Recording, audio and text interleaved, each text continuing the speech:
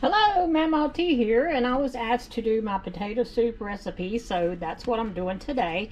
I have peeled and cubed about 3 pounds of potatoes. The recipe calls for 5 pounds, but I don't want to make that much. And I've chopped up some onion. The recipe calls for shallots, but I don't have those, so I use onion. Okay, let me get you situated, and I'm going to put these in my Instant Pot. Okay, so now I'm going to take those chopped or peeled and cubed potatoes and that onion that I chopped up and put them in my Instant Pot. Trying to do this one-handed. Yeah, it's not working too good. And then we need some chicken stock, but there's what it looked like so far, just potatoes and onion. Okay, next the recipe calls for 6 cups of chicken broth. Since I don't have 5 pounds of potatoes, I decided to do less. I'm not going to put that much, but it says or enough to cover the potatoes. So I just pour the chicken broth in there until the potatoes are all covered. I don't know how much that is, just however much you think looks right, and believe me, it'll turn out okay. Okay, there we go. So there's that much. So we're going to turn on the Instant Pot. I'm going to put the lid on, and I'm going to put it on manual setting for 10 minutes. So let me get that started. Okay, so I have my Instant Pot here, and I'm going to put it on manual for 10 minutes. And then it will start cooking, and we let those potatoes cook for 10 minutes. And once they're finished with the 10 minutes, we vent to release the pressure on the Instant Pot. In the meantime, I also laid out 4 ounces of cream cheese because you want softened cream cheese. The recipe I think calls for 3 ounces, but I use 4 because that's a half of a container, so and it works out just fine. So get you some cream cheese and lay it out to soften while your potatoes and onion cooked. Okay, so now my Instant Pot has beeped and it is finished cooking. So what you want to do then is go back here to the pressure thing and open that up and let it release all that steam. Okay, so that took about 5 minutes for that to release. Well, a little bit less, but anyway. Now I'm going to turn the lid, take it off the Instant Pot. And I'm sure not everybody has an Instant Pot, and if you don't, I'm sure you could use a regular pot. Just cook your potatoes and onions until they're tender. And then I have one of these potato mashers. I'm just going to go in there, and I know it's steaming up. I'm trying to hold the camera back but let you see at the same time. So I'm just going to kind of mash those up. So I'm not completely, but you know, just get some of the bigger chunks. Whoops, sorry about that. Okay, after you do that, we're going to add, I have 4 tablespoons of butter, which is a half a stick. I have that half a block of cream cheese. I'm just dropping all this in there.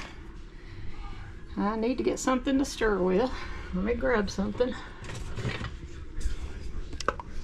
And this will, of course, all melt in there. Sorry, I know it keeps fogging up.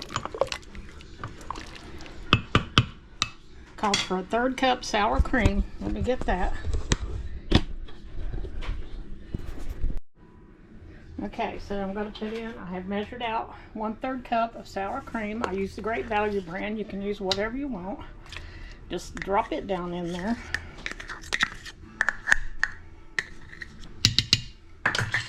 So now we have a half a block of cream cheese, half a stick of butter, and a 1/3 cup of sour cream added to our potatoes and onions that are cooked.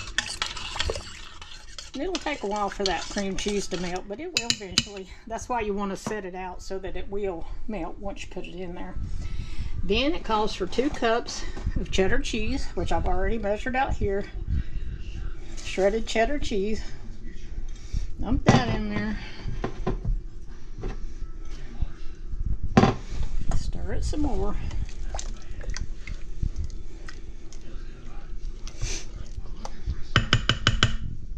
Some salt and pepper. Here's my new pepper grinder I got off of Temu. Works great. I really like it. You just turn it over and it starts grinding out the pepper for you. And there again, it's however much you want to use.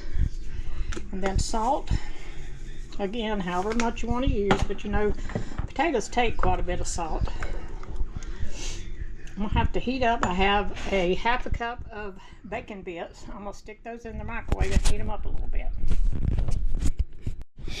Okay, so I stuck my half a cup of bacon bits in the microwave and let them cook for like 30 seconds. Mine have been in the freezer. I keep mine in the freezer all the time and then just take out what I need.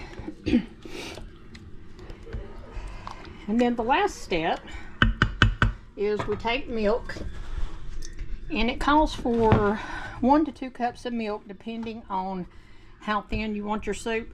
And I will put this recipe down on the bottom. Okay, so here's my milk. Great value. Brand new gallon. And I just add some. I don't even measure it. I just go by what it looks like. To me, the milk depends on how much chicken broth you did. Like I put too much chicken broth, so mine's real runny now. So I just eyeball it, pour some in there, however much you think or however thin you want your soup. But it does thicken as it says. I will tell you that.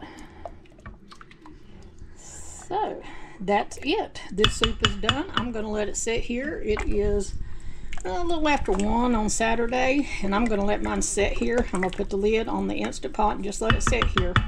And then later on it'll sit here, and you know, the flavors will all blend together, and then when we're ready for dinner I'll just heat it back up. So that's it. I will attempt to pin the recipe in the first comment for you, and that's it. We'll see you next time. Okay, so here's our finished product of our loaded potato soup. I would add a little more pepper. And there you have it. You see the bacon bits, the little pieces of potato and everything, and it's so good. You gotta try it.